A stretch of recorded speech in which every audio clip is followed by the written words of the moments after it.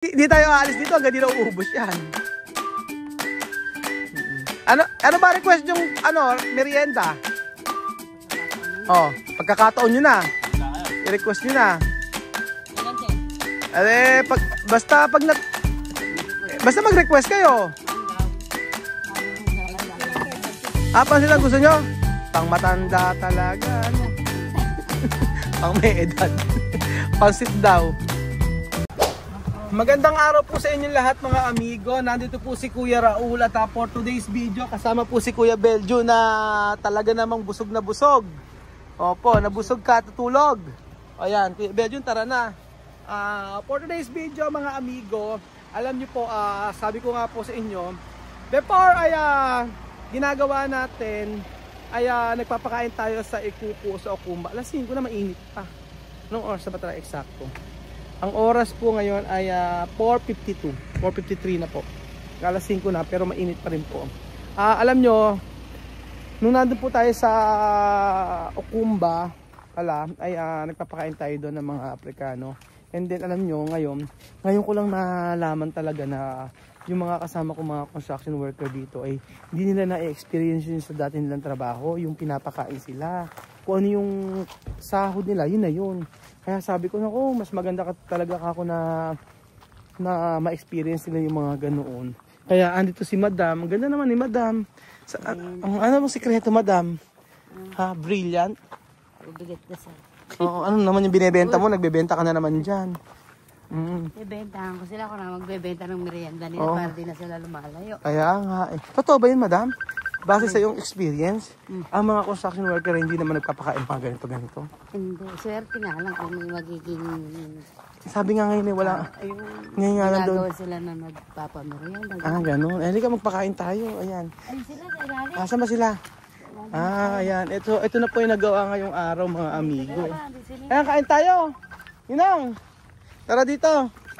Meron tayong sagutin mo yan. Oh. So, ito po mga kababayan ko. 3 months na pong gumagawa, puro poste pa lang po yung ginagawa. Di na, bakit hanggang ngayon eh, poste pa rin yung ginagawa natin. Ayan, tayo sa poste. Okay, palakpakan, naka-poste na po tayo. Ay, nakabiga na pala tayo eh. Tayo na natin yung mixer para mabuhusan to. Hindi, bubuhusan pa rin to. Pero lalagyan pa natin ng forma, hindi na. Ay, maluluwang lang. Parang lalagyan lang din ng plywood, gano'n ba? Yun lang mga poste, yung maluluwag din. Yun lang. Pero yung mga yan, hindi na. Tapos ito yung taas ng flooring. Ayan, halos yung dulo ng grabe pala yung taas ng flooring, Tingnan nyo po mga amigo, taas ng flooring. Ito po pang 2 days di ako nagpunta dito. Kasi po yung ibang project namin kailangan kong puntahan. Gawa ng nagse-second floor, nag-slab na. Hindi ako po pwede na hindi magpunta. Kasi si Ninong, siya din yung nag-aayos. So, dito tayo kumain, Dito. Dito. Malamig-lamig. Dito tayo kumain, Tatambak daw sa bato. O baka naman madapa ka dyan. Yung kabilang kamay naman ng sa'yo. Malas. Tama na yan. Kain na kayo. Oo. Kuya, may patungan yung dalawang kahoy dyan. Tayo kayo makakain. Tapos ay pala si Ninang. Ano ba lumabas? Alam na alam. Tinuloko ko lagi. Lagi nangungobra ng weteng. Ayan po mga amigo, ito yung taas niya. Tingnan nyo. Yan yung taas niya. Napakataas ng flooring, di ba? Kasing magagaan ni halos kakili-kili ni Kuya Beljun. Bukas mo may buhos. May buhos kayo bukas. May buhos ba kami? Oo. Ganda yung mga katawan niya. Ay, talaga ba? Gabel. Bukas. May buhos. Kama kumalas kayo bukas? Hindi. May buhos ba? Hindi naman tuloy bukas? Tutuloy tayo. Oo nga eh. Muna kayo. Ninang yung natanda mo ba? Nakuha niyo na ba yung semento ron? Wala pa Na-order na? Nakuha na lahat? Meron pa ako doon di ba? Yung 34,000? Nabigay na? Iawas na lang sa akin. Sa ibang binili? Sige. Sige, ganun lang. Kasi bumili ako ng Bakal, kumuha na rin ako. Matataas daw ang bakal. Umorder ka na naman ng bakal? Ayan lang yun. Tumuting na. Ay, di umorder ka na pala ng bakal. Tataas daw. 16mm, baka kumasya na yun. Tumas daw. Hanggang 600 na yun. yung in-order mo hanggang saan yan? Hanggang taas na? 16mm. Kasama na yung slab? Di pa. Hindi pa, yung slab kasi puro 10mm yun. Ate, edi orderin mo na. Pero yung biga ng slab, andyan na. Ah, hindi mo pa orderin. Para, Baka tumas. oo, para ano. Asa na, ano natin? Miranda na! Di ba magbubuso tayo bukas? Yes. Kuya Bel, ihanda mo yung katawan mo. Siguradong... Bigyan magbubuso tayo bukas. Sige, basta. gusto ko wala kayong Basta mga para sa- tabing sa mukha. Basta para sa ekonomiya, sige. Ano sa bahay na ba to? For the goal. Ayan. For the goal. Tingnan lighter. Magsipag-merienda na kayo! Ito siguro yung unang napamerienda sila. Hapon na lang. Napameriendahin pa rin sila. Madalang kasi yun. Pagkain mo siya nila. Yung... Kaso wala silang. Oo nga, first time ganyan yung mga ganito. Totoo ba? Hindi. Nagme-merienda sila. Hindi libre. Di ba? Kanya-kanya. Malaking load sa mga trabador yung libre yung merienda. Oo. So ito po mga amigo ang ating pa-pizza. Sa susunod po mga amigo yung SNR na pizza na po ang bibili natin. Nakaka-L. Oo, kasi po ngayon mabilisan lang po kasi ito. Nabanggit lang kasi ni Madam na ang mga ito ay hindi naman nakakakain sa construction ng mga ganitong merienda. So kasalanan nito ni Madam dahil 10 lang yung in-order. Diba? Diba sabi ko damihan? Oo. Isang tao, isang buo niyan. Ilan ba kayo ngayon?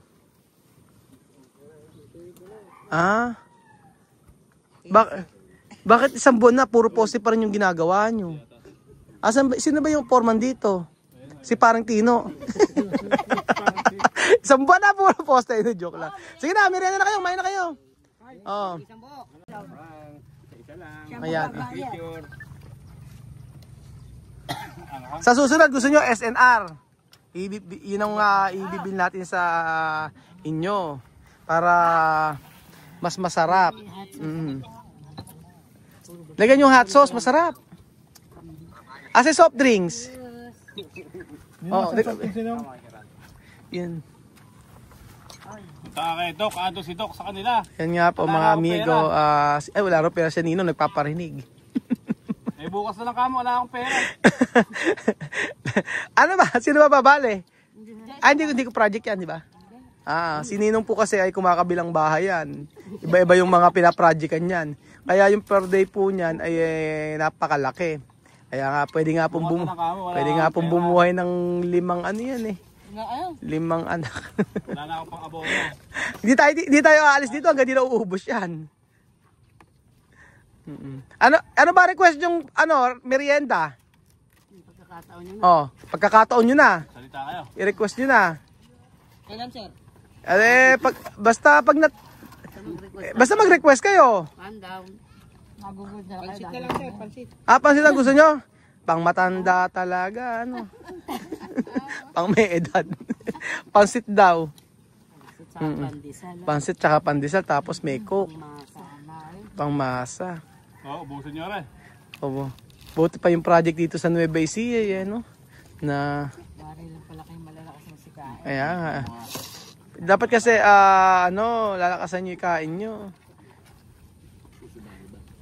Kung nandiyan lang si Aba, tsaka si Kabungal, sigurado, si Aba ang malakas kumain, I-picturean ko kay... Aba, malakas kang kumain, Aba. Nanonood ng vlog yung mga yun. Ay, kita ko kay Kabungal. Parang hapong-hapo kayo, Bin.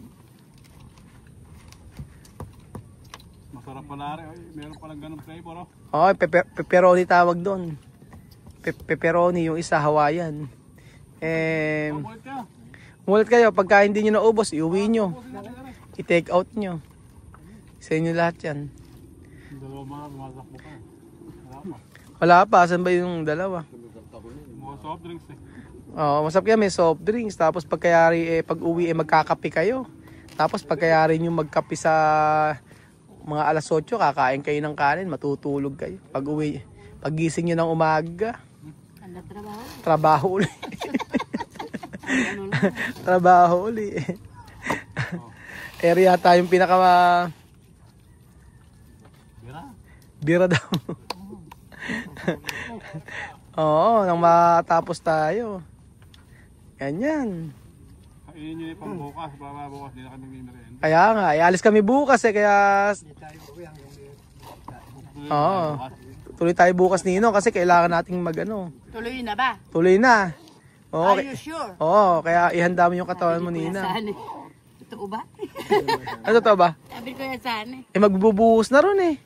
Eh, di ba no isang linggo pa kasi pumupunta ng Bataan? Kaya nga eh. 2 linggo na tayo nakagayak. Kaya nga eh. Kaya nga sabi ni Kuya Sana, totoo. Eh nagpunta naman tayo sa Laor. Wala yan. Oo, sa Laor tayo nagpunta kasi.